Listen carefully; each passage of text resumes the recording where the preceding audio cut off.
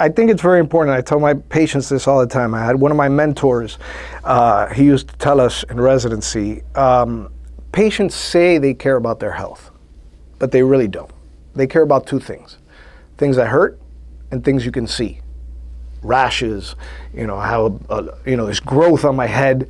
We'll talk about that, but your cholesterol's through the roof. Yeah, we'll talk about, but my knee, doc, my knee is killing me, Or like, hey, listen, you have anemia. Like, if they don't feel symptoms, they don't care.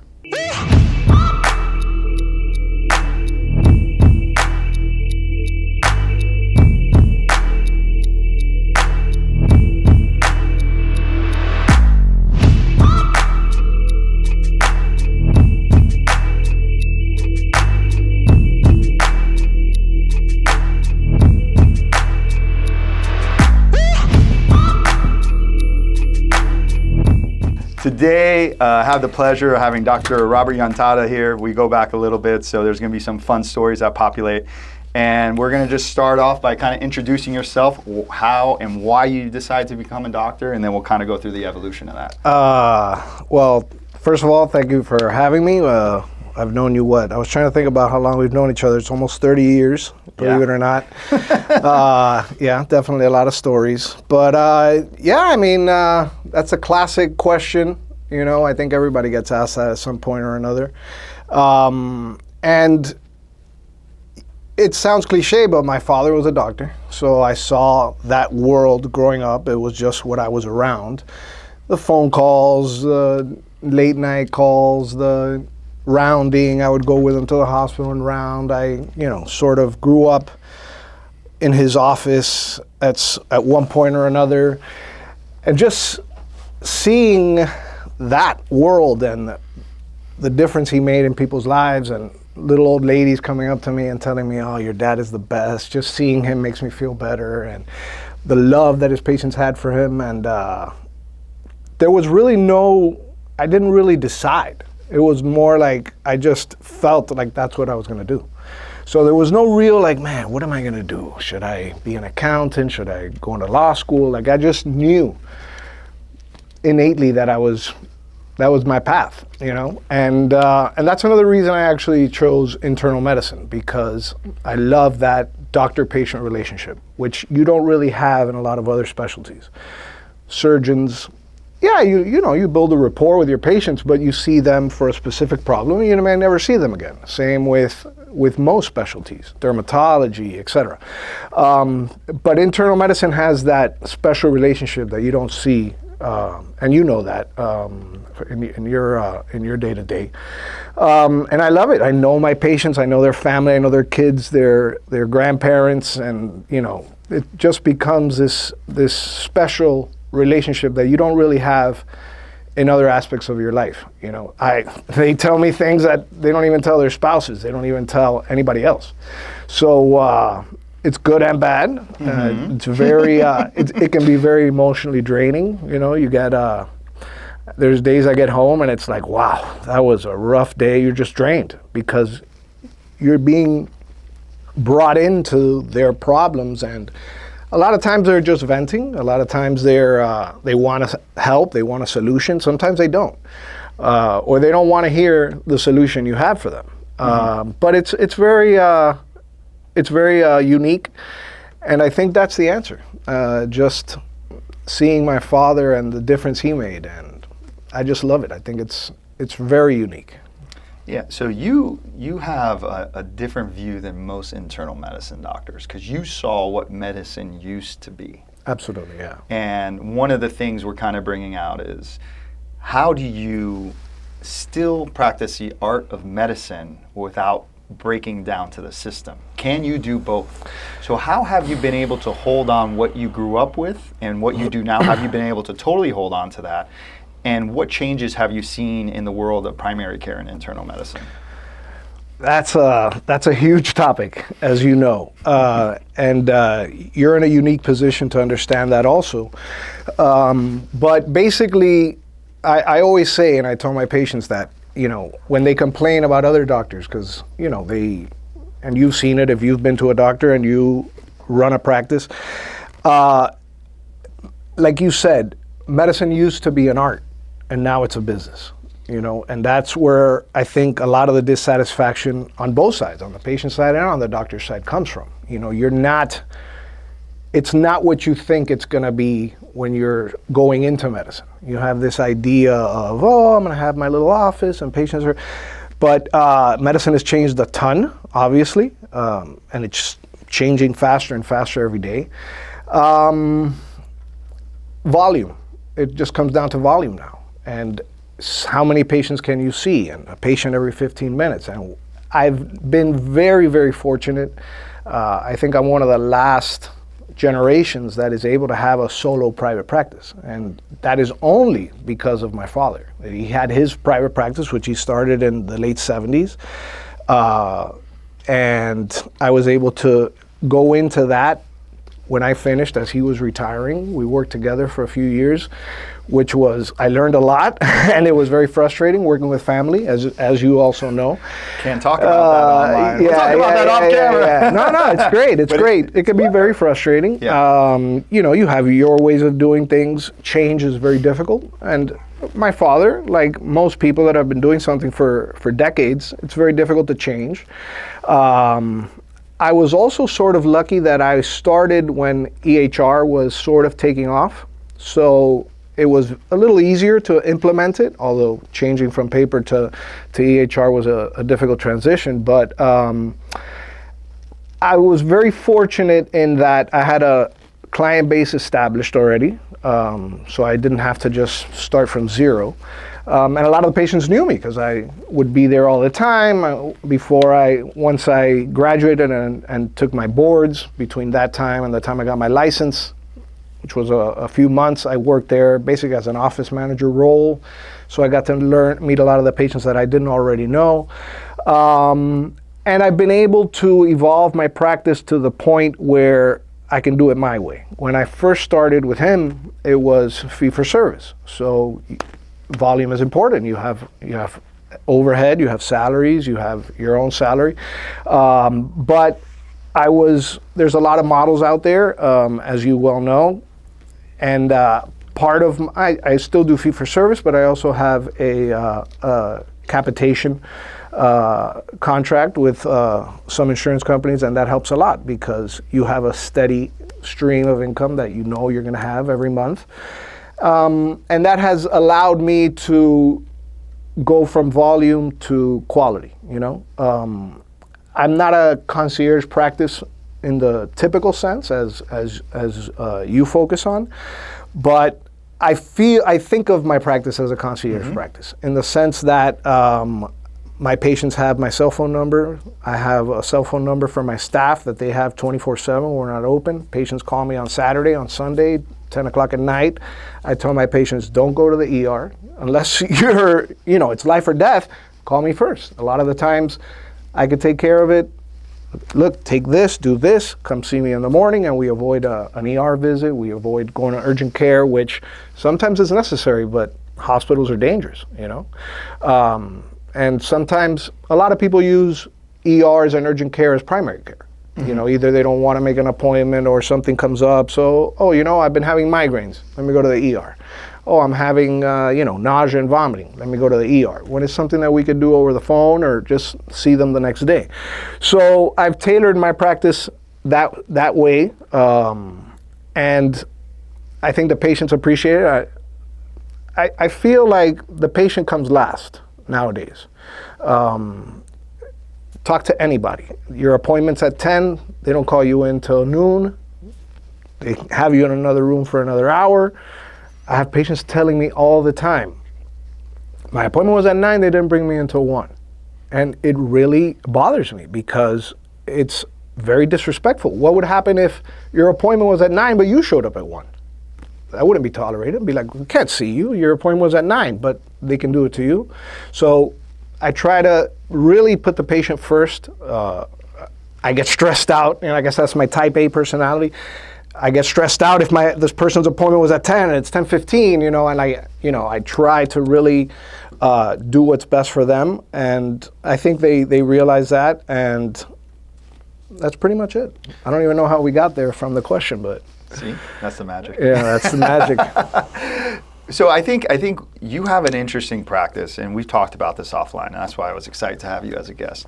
So you have a contract that has a steady flow of patients, but you treat that a little differently than most people that have that kind of contract. And I think part of what makes you so different is you have such a deep relationship with those patients that you're giving them the concierge-like care without the fee, and then that's allowing them to stay healthier and stay out of just silly not appointments, but going to the ER, going to the urgent care because they have someone they can talk to. Yeah. I don't feel like that happens in other capitated practices because they just probably are just, how many people can I see to offset those urgent care and hospital visits? Am I thinking about this thing correctly? I'm not talking about your little group of people in your team. I'm talking about just overall. Like you kind of look at the practice differently than the other doctors that have your kind of contracts in that world. I guess I never really thought about it because I don't really know how other doctors view it. I think I think it's very important. At the end of the day, I don't think you should practice differently based on what contract you have. You know, I'm going to treat the fee-for-service patient the same as a capitated patient. A lot of doctors don't, and I understand that. A lot of doctors have a capitated patient. Oh no, everything's fine. Come back in a year. Because I don't need to. I'm going to make the same amount of money whether I see you or not. Oh, this is a fee-for-service patient? Okay, look, take this, come back in a week. Follow up, see how you're doing. Okay, come back in 3 months. And I see that all the time. Patients telling me, oh, this cardiologist, no, I saw him last month, I have to see him again next month. What do you have to see him for? No, he wants to see how my blood pressure is doing. I'm like, you go in, you don't even see the doctor a lot of times. Right. You know, most of the times. I have patients that have seen a specialist, quote unquote, 6 visits and they've never met the actual doctor, which I think it's a little disrespectful. A lot of patients, and my patients, a lot of older Cuban American patients or Cuban patients that are very old school, they don't like that, you know. A lot of us, and I say us, like our generation and younger, they're sort of used to that. Like they accept that, you know. Oh, I see a PA, or I see a nurse practitioner, they don't see anything wrong with that. Not that there is something wrong with that, but I see my patients 100%. I have a medical assistant that, you know, brings them in. I have a staff that brings them in. I have an MA that gets their vitals, gets them ready. But I see my patients, whether it's a 10-minute follow-up or an hour visit. You know, I'm there the whole time. A lot of that is back to my type A personality. I don't know if I would trust someone else to do it and do it the way I think is appropriate. But a lot of that is just, I don't know, I guess it's just old school, the way that I saw my father do it, you know? So what changes have you made from when you got past the baton to when your father was on his way out to go into retirement? Oof. A lot. I think the biggest one was I started making appointments. My father didn't make appointments. That's really old school. So he just first come, first serve, just walk-ins. And some days he'd have 4 patients, and some days he'd have 30 patients, and he'd get home at 10 o'clock at night. And some patients like that, but I schedule appointments every 30 minutes, what have you. Yeah, I squeeze people in, but that's the other thing. I do take walk-ins too. Right. So I encourage that. I'm like, look, call me. A patient calls me, hey, tell them to come in. You know, I'll see you that day. I never understood, and I still don't. I want to make an appointment. Okay, October 13th, you know, like I still don't understand it. I have a good friend, you may know her as well. She had a skiing accident, tore an ACL, went to the ER. Okay, you got to see an ortho. She couldn't find an ortho for like 5 weeks. I'm like, that's just incredible to me, and I get it. It's not. Sometimes there's just no way around it, but I don't understand, especially from an internist. I don't know how you can not see a patient for a month, you know? And I think that's kind of like going what you were saying. I think we've gotten so disheartened with medicine that instead of calling you as a normal person that doesn't understand there's a way or a doctor you can find that will actually see you within 24 to 48 hours, whether concierge or not. Most of the time, it is concierge. You're a special case that you practice it. You're basically a concierge physician as well. And they'll see, their primary care will be like, I'll see you in 3 weeks, but I don't feel good today. Yeah. And so they just get disheartened with it. That's why they're okay. Our generation's okay with seeing a mid-level, because usually they're more available, if they're available. Even they're booked out weeks and months out too, just like the physician. And then half the time you wait those 3 to 6 weeks and you don't see the physician. Or if it's something acute, it's gone. And so people are like, I'd rather just go to the urgent care, or I'd rather just go to the ER. I was talking yesterday with someone that has a pediatric concierge practice, and they were kind of telling me, well, if it's an emergency room thing, people are going to an urgent care for children, but there's not like a pediatric ER person at urgent care. So now you go to the urgent care, they send you to the ER, and you have your whole day, your whole night ruined. And it's really unfortunate that there's no, like, that old school medicine's going away, because people have allowed the system or the payments that we were talking about to kind of dictate how they treat patients. And there has to be another way. And I think also physicians are starting to get disheartened with the system once they're into a hospital system, or they join a large practice that's owned by a company. And I think what we're trying to find here is there are opportunities, and I know you got past the baton, but you also have taken that practice and changed it and made it into a different practice that's, in my eyes, a little more robust. Nothing against how it was built. Of course. But you continue to build that. And we're trying to find other alternative ways and talk about, like, what can physicians do to get out of that, to actually start, again, becoming happy, not being disheartened with the system, and practice the art of medicine. I think you brought up a good point, and I think a lot of it stems from the fact that, for all intents and purposes, private solo practices have disappeared. The only solo practices that I know of are ones that somebody in their 70s, 60s, 70s, that they've been practicing for decades. Coming out of medical school now, what are you going to do? Unless you're lucky enough to have the situation I did. You're just going to, hang up your shingle and just wait for people to walk in, You'll go broke. And it's very difficult. Most of the time, you either enter a group, an established practice. You're not going to start changing stuff. You got to do what they're, follow the model that they already have established, And so I could see the frustration. Some doctors like it. I have friends that love, they have a 9 to 5, no call, or they have very, one call a month or 2 calls a month. I'm on call 24/7. So, I go on vacation and I'm getting called. I don't have people cover me. So I'm in Europe and my girls are texting me, hey, look, so-and-so called and she's had this last night, and I tell them what to do. I'll call them from there. It's a challenge. It's a sacrifice, obviously, but the patients appreciate it. I have patients that, I still remember you called me from the airport. You were about to get on the plane. And I can't imagine not doing that. And I've seen doctors who were at a conference or were at a dinner, and I saw a doctor, an older gentleman. He'd been practicing for years. He might have been jaded already, I guess. He gets a page, he gets called, and he just goes like that. And I'm like, he's like, oh no, this patient. I'm like, are you gonna call him back? And I'm like, no, I'm not calling him back. And I was like, that was just so weird to me. I'm like, I can't imagine having a patient call you and not call him back. But talk to anyone. That's happened to every patient. It's impossible to get in contact with that doctor. That's so foreign to me. I think that's your responsibility. If you're going to be a doctor, that's what you signed up for, You're a dermatologist, you don't have to worry about it. You're a plastic surgeon, even plastic surgeons, I guess, post-op, et cetera. Yeah, post-op. But but if you're an internist, the patients are going to call you, that you're their doctor. I take that, very seriously. As to patients using, going to the ER and stuff like that, when you're in the field, you realize how dangerous that is. Every doctor has stories of patients that go into the hospital and don't come out, Not necessarily a malpractice thing, but Hospitals are, infections, medical errors, etc.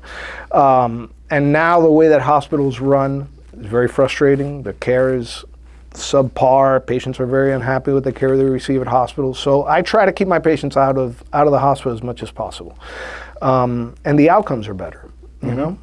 And that's what it comes down to. You're there to help these people, Well, you know the patient, Yeah. right? That's huge. That's huge. You know what's going on. You know their disease state. You've taken the time to take care of them.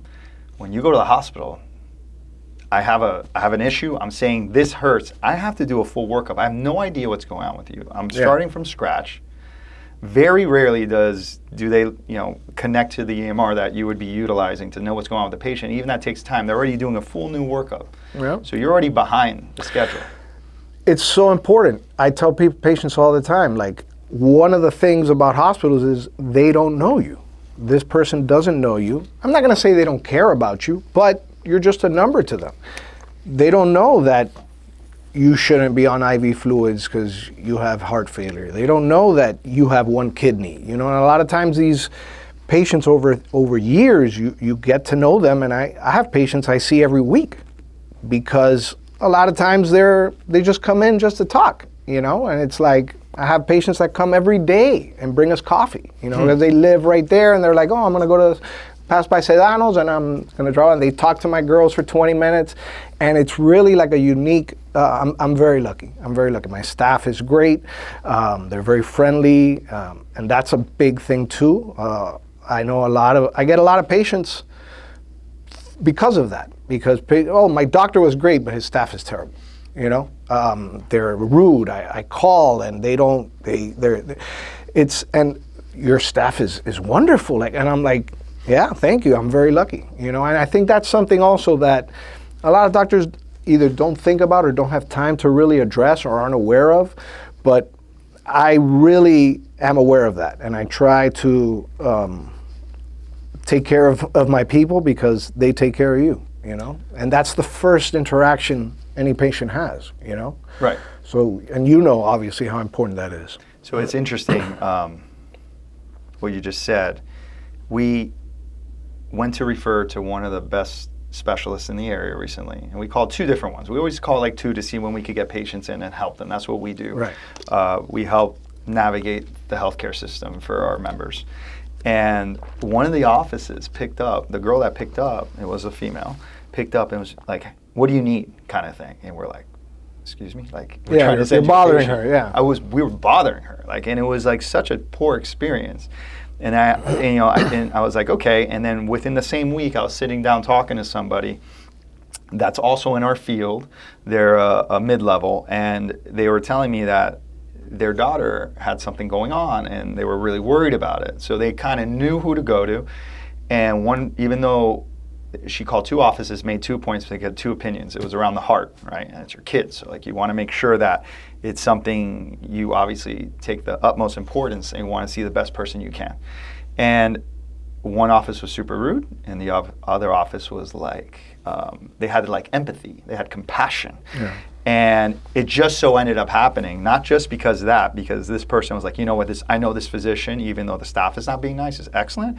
Ended up going with the nicer office. Yeah, absolutely. And it's not just an experience, it's a feeling. People don't want to be in a medical office when they're afraid, when they don't have the relationship you have with your patients, and you create this family atmosphere. If your experience, if the way you could be the best doctor in the world, and we talk about 100%. This all the time, but if your staff doesn't treat people well, that's how they're going to leave feeling, and you remember how you feel.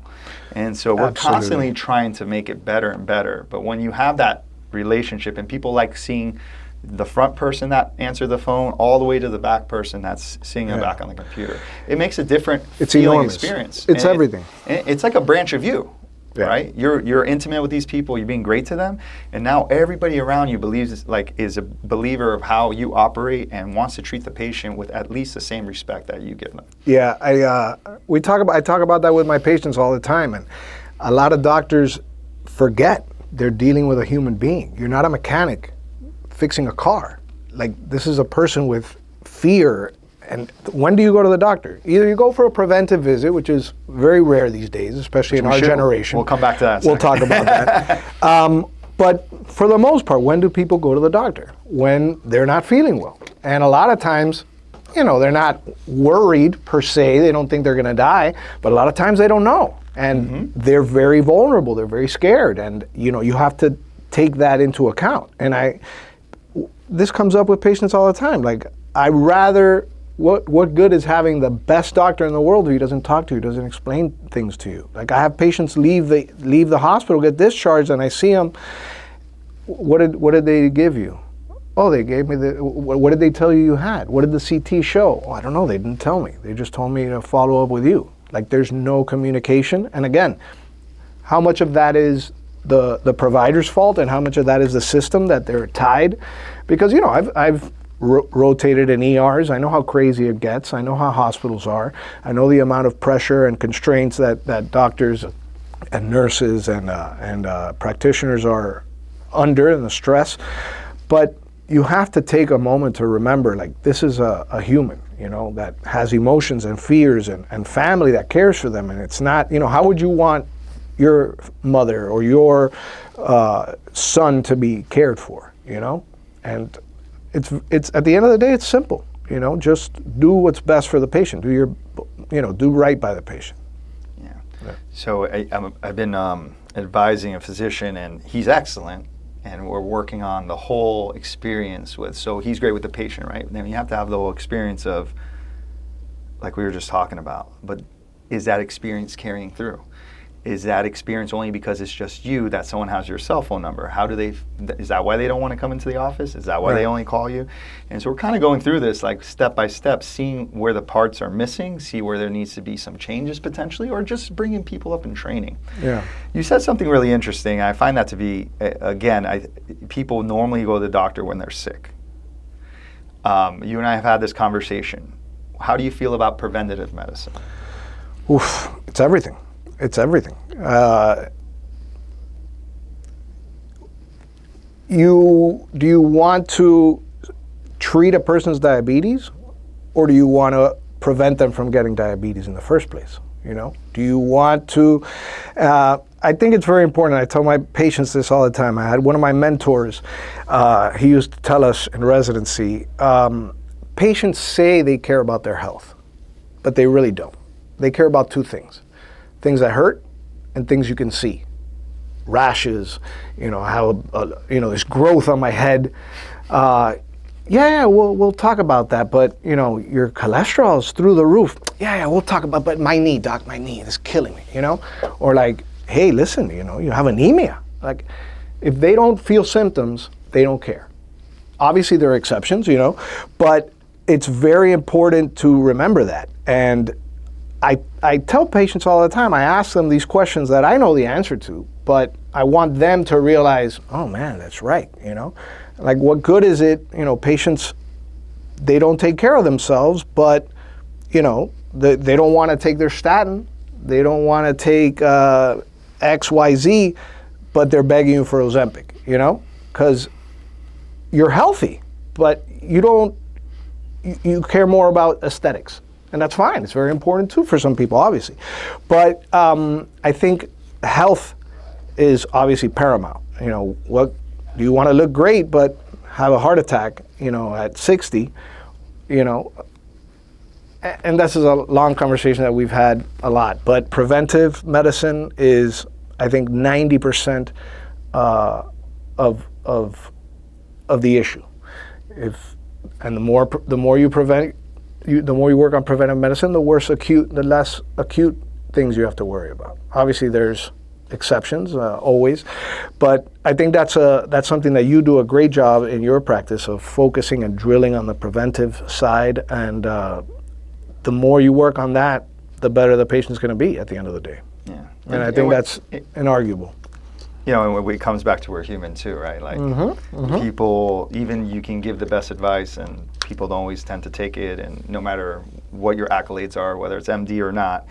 And it's interesting to see how that kind of affects until there is an acute thing that happens. It's like, why did you wait to feel pressure in your chest, be rushed to the ER, have either, hopefully nothing, obviously you survived this, and whether it's a small or a large, you still had a heart attack. And why did you wait for that? Why did you not want to listen to the doctor? Why did you not go to a doctor? And now you're like, oh my God, my health. And then Because we're humans. Then half the time, and you'll go right back to your habit. And I would say half the time easily, if probably not the majority of the time, you'll do that for a few months and then go right back to doing whatever led you to that. It's human nature. And it's just, we live in these little cycles. And I think there's so many different angles we can go at. It's like the system doesn't allow you to see your physician easily, right? So that's problem number one, preventative. I think that's why wellness is growing with non-physicians. And it's a little frustrating to me to see that, because we have so many people that are the brightest and the hardest working with the most compassion. They're coming into this industry, into this career to help people, and they get squashed, and then they have all this incredible superior training that they know how your body works inside and out, how it's all connected, and then you're going to go to someone that's never taken a class and you're going to pay them $1,000, or you're going to go to do this, and then who's interpreting there for that, and who's going to keep up with that for you? And it's like, this is where I think medicine's getting lost, and there are a group of people that are looking to be preventative, but they're not even trying to go to a physician, and I don't know where the solution is there, except for practices to be ran the way we're talking about, and change the way we look at medicine, and change the way patients see medicine. And it's going to take time. And I think there is a little bit of a turnover, but what I would like to see is the physicians take control and the helm of this growing wellness industry that is growing incredibly fast. And they should be at the forefront of that. And they should be the ones taking all this testing and looking at the food you eat and looking at your cholesterol, bringing it all together, spending a little time. Hey, look, you're going to eat that croqueta, you need to walk 10 minutes, you know what I mean? Like, go for a little walk, it's cool. Or walk to my office, hey, you live 4 blocks away, you can bring coffee, don't drink any. But whatever it is, and just kind of becoming this healthier lifestyle. And I think we're getting a little lost because you guys are so busy helping people, whether you're in a practice like yours, or a hospitalist, or seeing 40 to 60 patients a day as a normal primary care physician. It's very hard to change the way and spend the time it takes to change people's mind and the human nature of it. It's almost impossible, and it is human nature. It all comes down, one thing I've learned practicing is psychology, human psychology, and how we think. And I say we because we're all the same. I tell my patients, I'll say something, I'm like, this happens. And this happens, and then you do this, and then you feel this way. And they're like, how did you know? I'm like, because that happens to me. Like, we all think the same way. You're not special. I'm not special. We all are computers. Whatever input comes, there's an input and there's an output. Obviously, life experiences, traumas, etc., have affect different people the same way, but at the end it all comes down, you can't change your genetics, you can't change evolutionary biology. We have evolved, our brains have evolved this certain way, and a lot of times it's maladaptive. There's negatives to those things. I forgot what you made a good point, it'll probably come back to me, but a lot of our programming becomes a hindrance to our care. For example, medication. Human beings are hypocrites. We're all hypocrites. We say one thing, we do another. I ask anybody that is my patient we're talking about weight loss, or, I always ask them, do you want to lose weight? They all say yes. How bad? Oh, I really want to lose weight. The next question is, okay, what are you doing every day to lose weight? Nothing. Why? I know the answer because it's difficult. It's not fun. It's a lot easier to sit down and eat ice cream or whatever than It's also delicious. Yeah, of course it is. Hey, listen, you know my story. There may be people that like food as much as I do, but nobody likes it more. But you have to get change. You have to change your behavior. You can't keep doing the same things and expect to change. But that comes down to, like what we're talking about, medication. A lot of patients, you'll prescribe a medication, and humans have a tendency to focus on the negative. That's always the case. talking about evolutionary biology, it's protective. You Right. know, you want to worry about the bad things, the dangerous things. You don't. Right. You sort of gloss over the things you're not worried about. So you prescribe a medication or recommend a medication. Well, what's that going to do to me? What side effects does it have? Is that going to, nobody thinks, they think of their first reaction is, what are the bad things about this medication? What could this do to me? How could this harm me? Very few times do they think, oh man, this could help me. They don't say, Right. oh, what's this going to do to my blood pressure? What's this going to do to my heart? How is this going to help my life expectancy? Yeah, exactly. How's this going to protect my heart so I can live another 5 to 10 years? Yeah, the first instinct is to go to the negative aspect, unless it's something they want. Unless Right. they're asking you for Adderall, then they ignore the side effects. Can I get testosterone injections, every week, or Ozempic, all these GLP-1s? They don't ask about the negative of those. Right. And then you have patients that they go doctor shopping until they find the doctor that tells them what they want to hear. Yeah. And that's another human nature. Everybody has had those friends that, they're in a relationship that is not the healthiest for them, and but they, keep going until somebody tells them what they want to hear, or they, should I break up with her? And everyone's yes, and then one person, so it's just very fascinating to see in real life and real time how humans work. And it's funny that now I remember what I was thinking about when you mentioned that, how people wait until something bad happens. And I tell patients all the time, the hardest part of my job is not knowing what to do. Any monkey with a computer can know what to do. Okay, you have this, send this, prescribe this, do this. The hardest part of my job is trying to get a patient to change before something bad happens. That's very, very difficult. And I'll never forget, I think it was a senior resident. I was on call, 3 a.m. I get called for an admission in the ER, an acute MI. And I get there, bed 11, I walk in, 57, 58-year-old male, looked fit, regular guy. So I introduce myself, I'm interviewing him, and we're going through all this history, and I go, do you smoke? And he says, no, I quit. And I go, oh, that's excellent. I'm glad you quit. When did you quit? And he goes, 5 minutes ago when they told me I had a heart attack. So, this guy had smoked for decades. I'm sure he'd been told. He knew, but why didn't he quit? Because, it's difficult.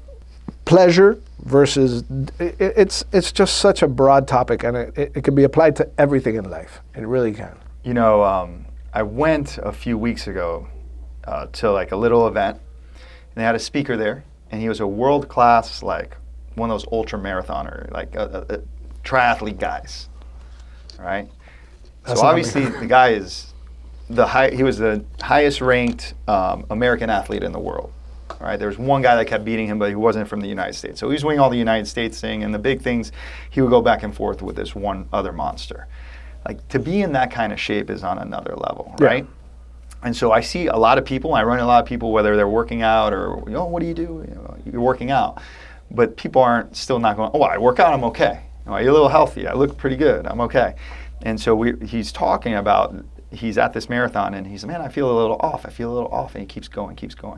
He was having a widowmaker heart attack he finished the marathon, got one place out of getting paid. He was like, I gotta get paid, we just had a kid or something. He still finishes, gets 12th instead of 11th, so he's out of the money. And he ended up thinking he just was dehydrated, all these things, felt a little off that morning, thought maybe I had an extra whiskey, whatever it was. The healthiest person you can meet, literally, has a heart attack that it's called a widowmaker for a reason, usually done, you're gone. And he got very lucky, found the right people, and they ended up, interestingly enough, going from one hospital. It may be in the area, may not. It might have been around here.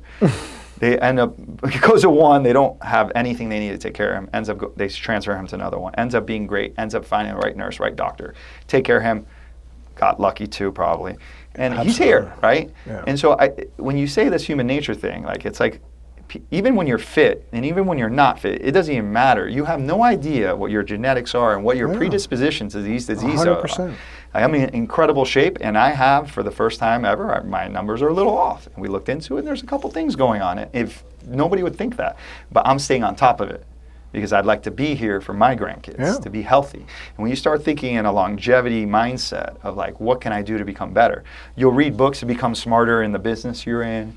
You'll, whatever, eat a little healthier. That's not a good example of what we're talking about. You do these things to be better at work, to be better in all aspects of your life. But if you're not being better for yourself and thinking in a preventive way and knowing what's going on inside your body, or even worse, like I know my family has a history of heart attacks and I'm still not going to a doctor, you're putting yourself at a high-risk position. Absolutely. There's no guarantees in life. And I tell my patients, look, you could do everything right and have a tragedy. I have a relative, he smoked Marlboro Reds since he was 14 and he died at 97. Right. And I've had patients that never touched a cigarette and died of lung cancer. Like, there's no guarantees, but you can improve your chances. You know, you could die in a car accident if you wear your seatbelt, but your chances are a lot higher if you're wearing it.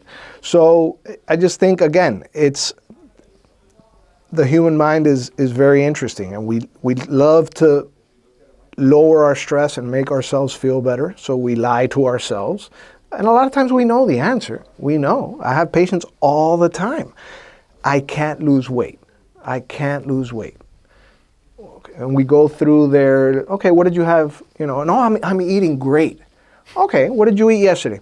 Oh, well, not yesterday. Yesterday I went to McDonald's, Okay, how about the day before? Well, no, the day before I went to a party and I had like 3 pieces of cake, but I eat well, so like we lie to ourselves. And I know because, as you know, I was very heavy in high school and college, and man, who did more sports than we did? We were playing basketball 6 hours a day, football, volleyball, softball, literally every sport, but I was eating like an animal, And as soon as I started doing the right things, I flipped the switch and it just clicked for me, and I lost a significant amount of weight. I got in very good shape.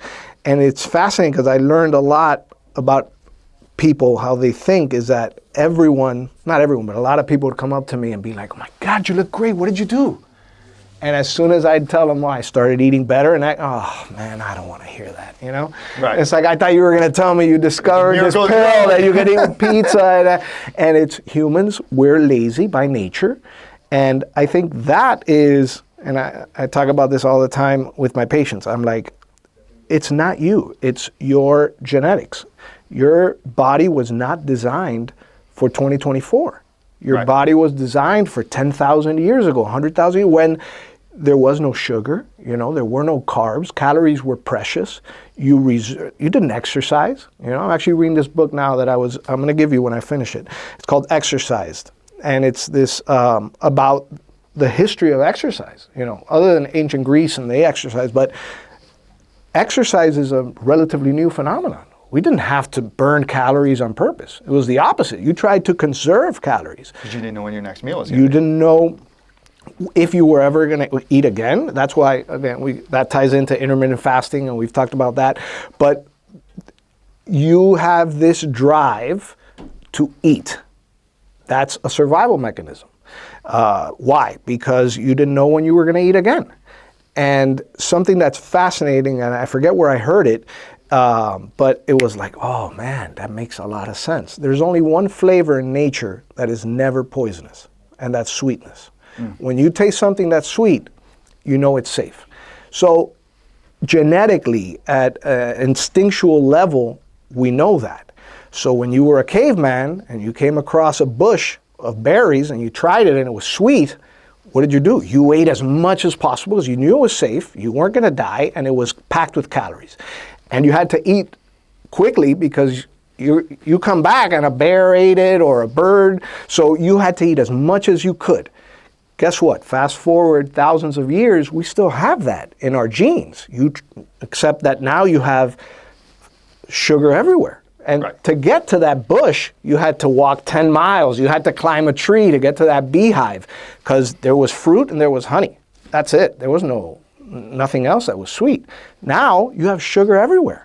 and you don't even have to leave your couch. No. So you're fighting human nature, and it's very difficult. Like a dog and a cat. You have a cat, you leave a pile of food for it, and it'll be fine for a week. It'll come, eat a little bit, but anybody who has a dog knows, you give a dog this much, it'll devour it. You give it a amount, it'll eat until it explodes, because that's their genetic, their instinct. And humans are very similar to that.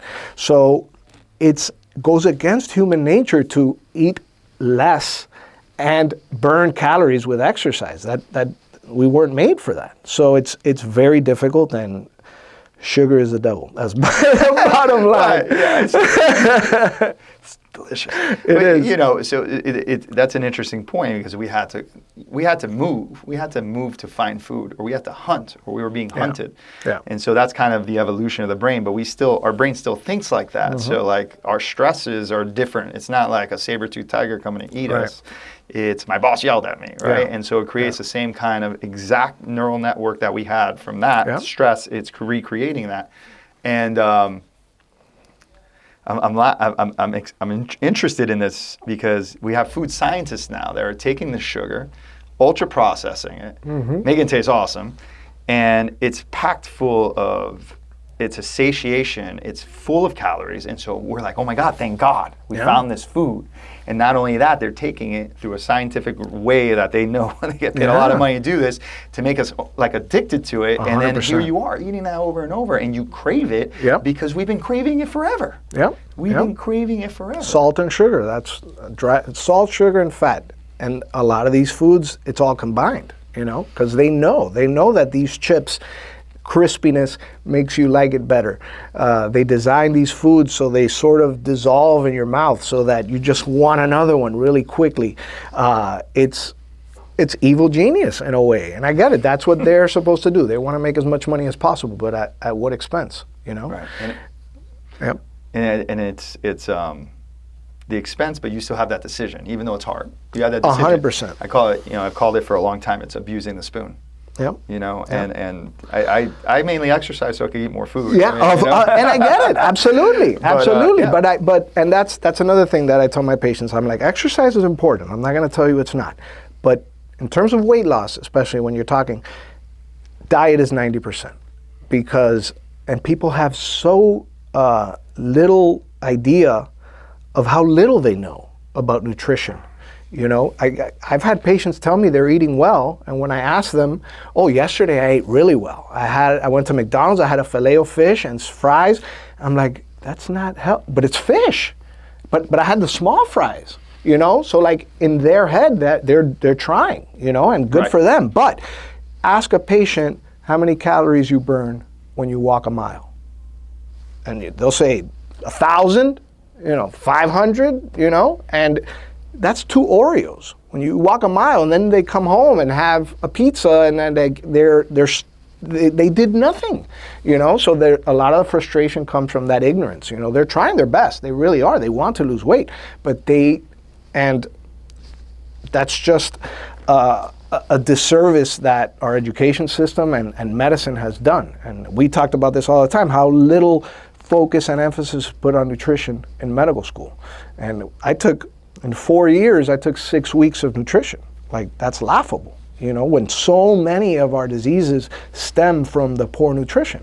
And I try to educate my patients and the roles of carbs and sugar and just basic stuff, which is so crucial, when you're trying to take care of yourself. There's almost nobody that can beat a bad diet.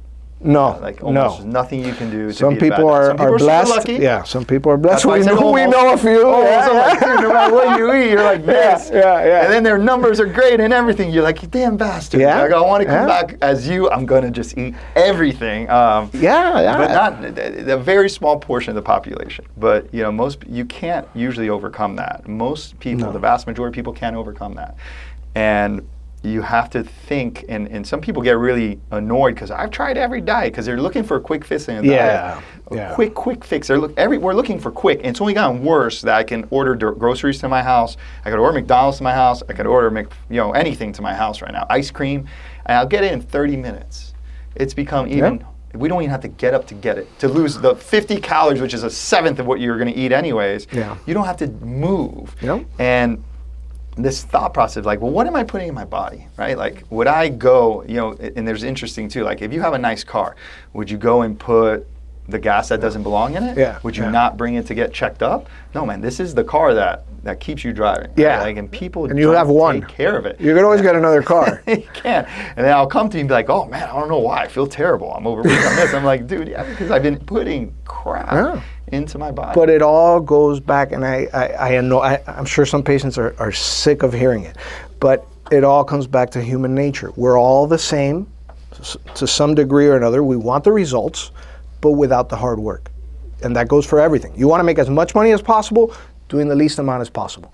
You want to lose the most amount of weight, but you don't want to exercise. You don't want to have to sacrifice your meals, your beer, your chips, your ice cream, your Oreos, so it's very interesting to me, and you just touched upon it, how we think about diets.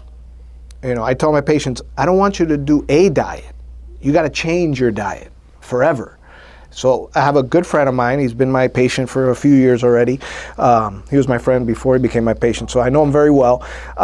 And he's, his mid-50s, and he weighs 220 pounds. All right. So we're talking about when the last time he came in, and I always ask people this question too, and their reaction is very interesting. You ask them, how much did you weigh when you were 18 or 20? And they all go like this. Oh, well, but that's because I was young. I go, no, that's your weight. That's your weight. This is not your weight. Oh, but that's because I'm older. I'm like, no, it's not because you're older.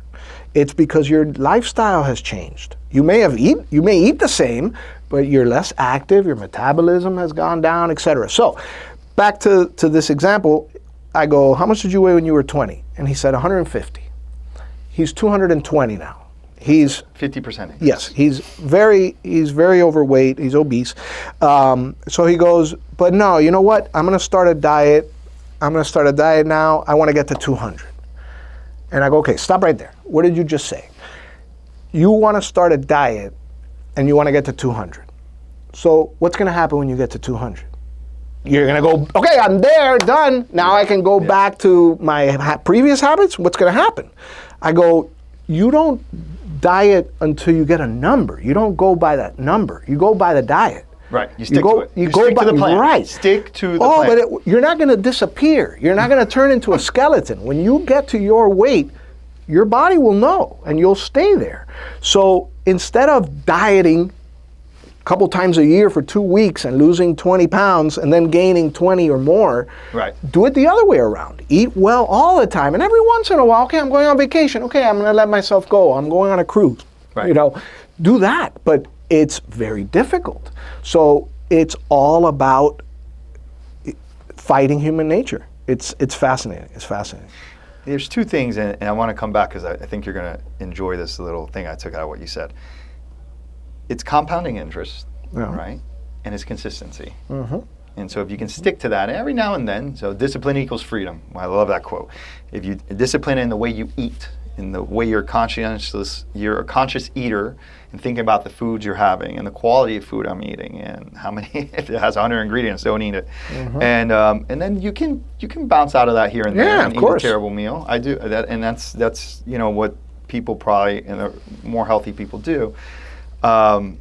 It's sticking to the plan, because you will fluctuate. So I mean, and all of us do that. Take cheat days, So 100%. We're going to fluctuate, and you want to keep that probably. And you can override me since you're the MD. But if you don't fluctuate more than 10% on a monstrous 1 week vacation, you can get back to your weight. That's okay. You want to try to keep that in single digits. One thing that you said that I thought was interesting, and knowing some of the books you read, we were talking about how people want it easy. They want to be wealthy, but they don't want to put in the work. And I was just thinking about that. It's because we are from the most deep, same thing, 10,000 years ago. We have X amount of energy. It's a risk reward. We're going to go out, we could be killed.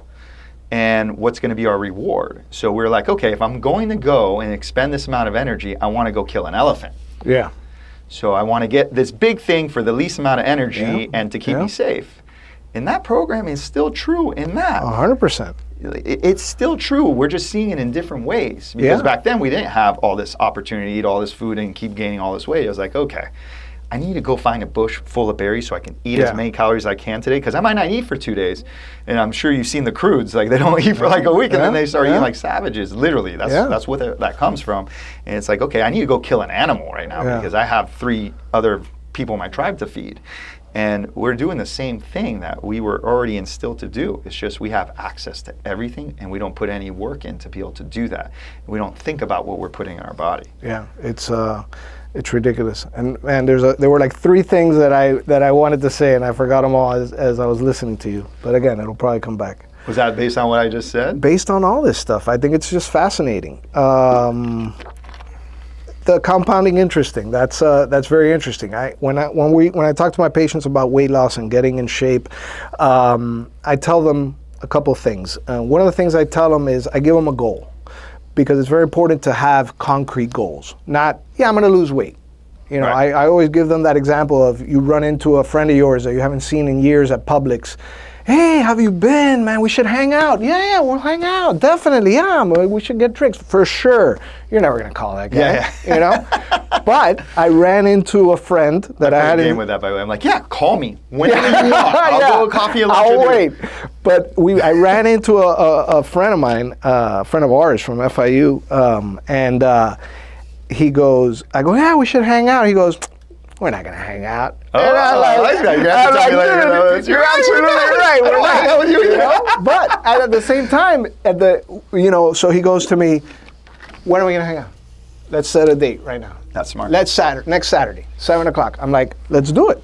Just like you when you told me on this podcast. Hey, I want you on the podcast. Yeah, for sure. I'll do it. And you're like, I'm serious. I'm like, yeah. So then you followed up. Yeah. When are we doing it? You know. So we love to make ourselves feel better, less stress. You know, we go through the motions, and that's another interesting thing about dieting and that I've come to realize. And this is something that we all know on a very basic level, but when you really talk about it, you realize how true it is that humans are experts at rationalizing what they want to do.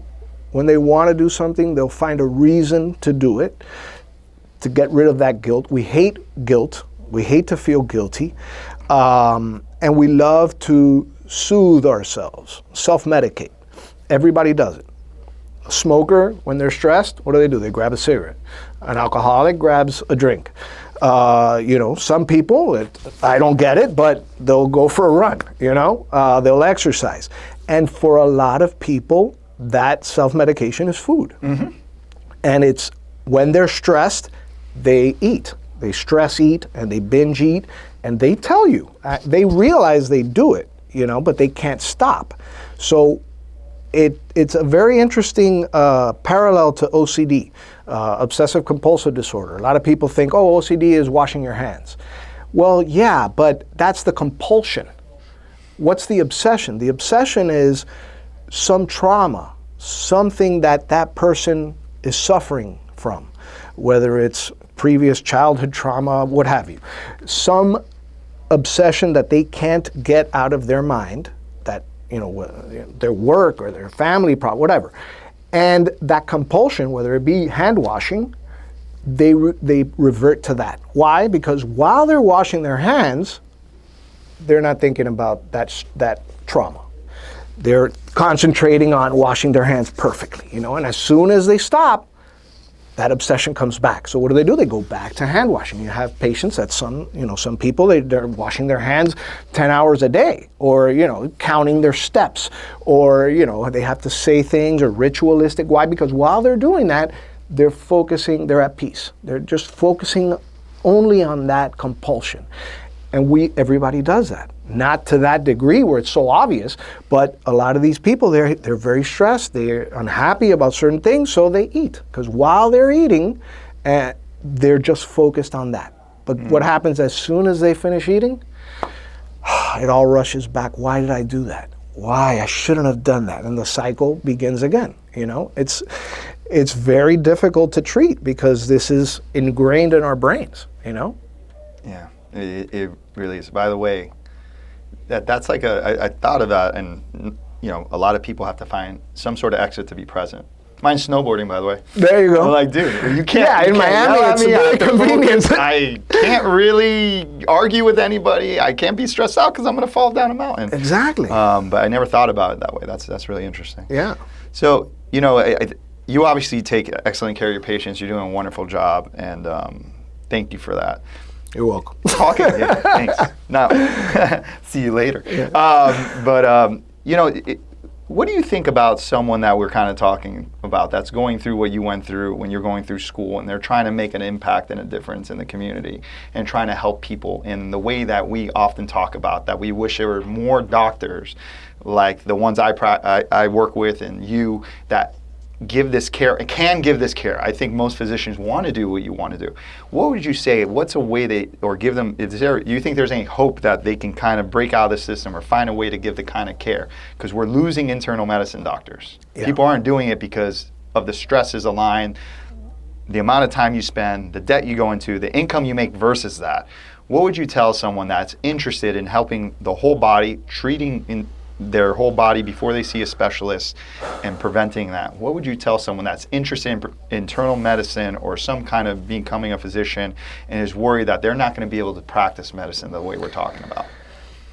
That's a great question. I don't know the answer. I don't know. I think about it sometimes, like, how would I do it if I was starting now, you know? And the reality is you just got to be true to yourself, you know, and figure out what you want to do. And I know doctors that they don't care. You know, they're mailing it in, they're doing it for the paycheck, they're miserable. Mm-hmm. And I tell people, like, you know, a lot of students and shadow me in the past, and I've mentored a few people, and I tell them, I'm like, you better love this, because you will be miserable if you don't. Because this is not easy, it's very stressful, it's very demanding, it's emotionally draining. You will hate your life unless you really love it. And if you love it, you'll be happy, you know? And of course, there's days I wake up and I don't want to go to work because I'm tired or whatever, but I can't imagine doing anything else. So I think that there's always, you just have to take accountability, and you may be in a practice where it's very difficult, but you could always, you know, do something more than what's expected of you. Sometimes it's easier than others. I really don't know the answer to that. I really don't, because it's so difficult. And I could see why people don't go into internal medicine, because it's very demanding, and it's not what people think it is. You know, when you go in thinking one thing and then you realize the reality is something else, it could be devastating, you know? Yeah, and with that too, I think there'll become more opportunities in the near future because people are so fed up with how medicine is too. Yeah. And it's going to be hard, and I know a lot of people that work 2 jobs so they can start their own practice. 100%. And that's hard. And I think, yeah. and you were just saying something, I thought that was interesting too. Misery too can become kind of an addiction, you know? Because that's what you're used to. It's like going back to the story you said, this person's dating someone. Everybody's like, break up with him, break up with him, break up with him. And you find someone, oh, it's not too bad. Yeah. And you stay put. And well, I think some people hit a breaking point and just jump. I heard something recently that was interesting. I forgot the name of the principle, but it's this principle where sometimes it's better off if your situation is worse than if you're in a good situation. For example, you're in a relationship. You're not madly in love, but you know, she's okay. You know, you get in a routine, or you're in a job, and you know, your boss is not terrible, but the pay is just okay. It would be better for you if your job was horrible, if you know you hated it, if your boss was horrible, because that would motivate you to get out of that situation. Mm-hmm. It would be much better for you if you were unhappy in that relationship, or if that relationship was even worse, because the worst thing in life is it's just enough to keep you in that situation where you know your life could be so much better, but there's no incentive to change.